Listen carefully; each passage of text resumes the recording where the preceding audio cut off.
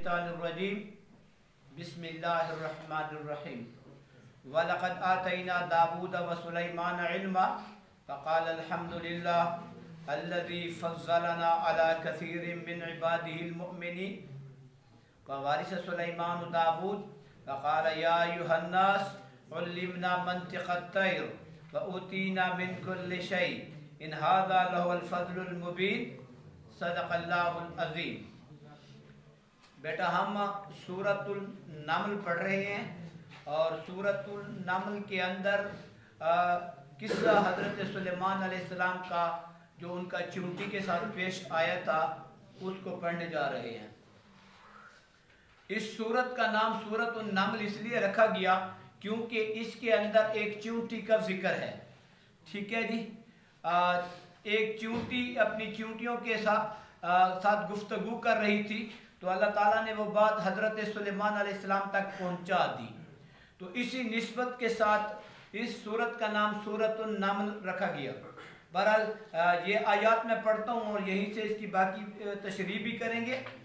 وَلَقَدْ آتَيْنَا دَاوُودَ وَسُلَيْمَانَ عِلْمًا، اور بے شک عطا کی ہم نے داؤد علیہ السلام عطا کیا ہم نے داؤد کو وسلیمان اور سلیمان کو علم۔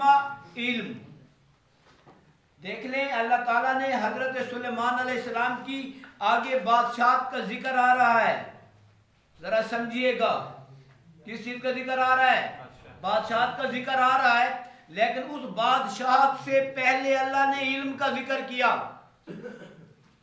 علم اتنی فضیلت والی چیز ہے، سمجھ آئیے بات کی، علم اتنی فضیلت والی چیز ہے کہ ان کی بادشاہت اور حکومت سے پہلے اللہ تعالیٰ نے ان کے علم کا ذکر کیا۔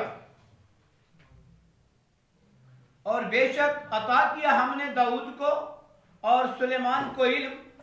وقال الحمد للہ، اور ان دونوں نے کہا تمام تعریفیں اللہ کے لیے ہیں، الذی، وہ اللہ، فضلنا، جس نے فضیلت دی ہمیں، علی کثیر من عبادہ المؤمنین، بہت سارے اس نے اپنے مومن بندوں پر۔ دیکھ لیں بھائی، ایک مسئلے کو سمجھ لیں، پوری دنیا کے کافر مل کر ایک ایمان والے کے برابر نہیں ہو سکتے۔ ایمان والے کی شان اللہ کے ہاں اتنی زیادہ ہے کہ ساری دنیا کے کفار اگر اکٹھے ہو جائیں تو ایک ایمان والے کے برابر نہیں ہو سکتے۔ ساری دنیا کے ایمان والے اگر اکٹھے ہو جائیں تو وہ ایک صحابی کے برابر نہیں ہو سکتے، اور سارے صحابہ مل کر ایک نبی کے برابر نہیں ہو سکتے۔ تو اللہ تعالیٰ نے یہ مختلف لوگوں کو مختلف طبقات کے اندر پیدا فرمایا ہے، اور ہر ایک کا اپنا مقام ہے، اور سب سے بڑی نعمت ایمان ہے اور اس کے بعد علم ہے۔ وَوَارِثَ سُلَيْمَانَ، وَوَارِثَ سُلَيْمَانُ داود، اور وارث بنے سلیمان علیہ السلام داؤد کے۔ وَقَالَ يَا أَيُّهَا النَّاسُ، اور حضرت سلیمان نے کہا اے لوگو، عُلِّمْنَا مَنطِقَ الطَّيْرِ، سکھائے گئے ہم بولی پرندوں کی۔ اللہ نے ہمیں پرندوں کی بولی کا علم دیا ہے۔ بھائی ایک نکتہ یہاں سمجھ لیں، کچھ لوگ کہتے ہیں کہ علم صرف قرآن اور حدیث ہوتا ہے، اس کے علاوہ اور کوئی علم نہیں ہے، یہ فن ہے۔ یہ قرآن کہہ رہا ہے، قرآن میں نہیں کہہ رہا۔ علمنا منطق الطیر، پرندوں کی بولی بھی ایک علم ہے،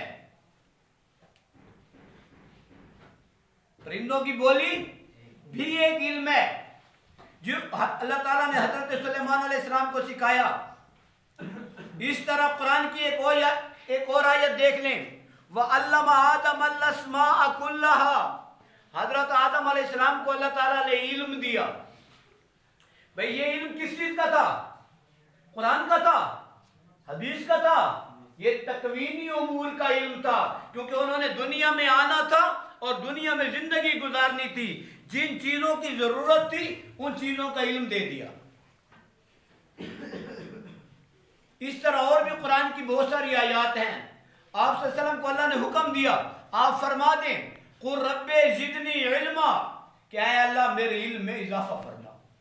یہ نہیں فرمایا کہ میرے دین کے علم میں اضافہ فرما، یہ فرمایا کہ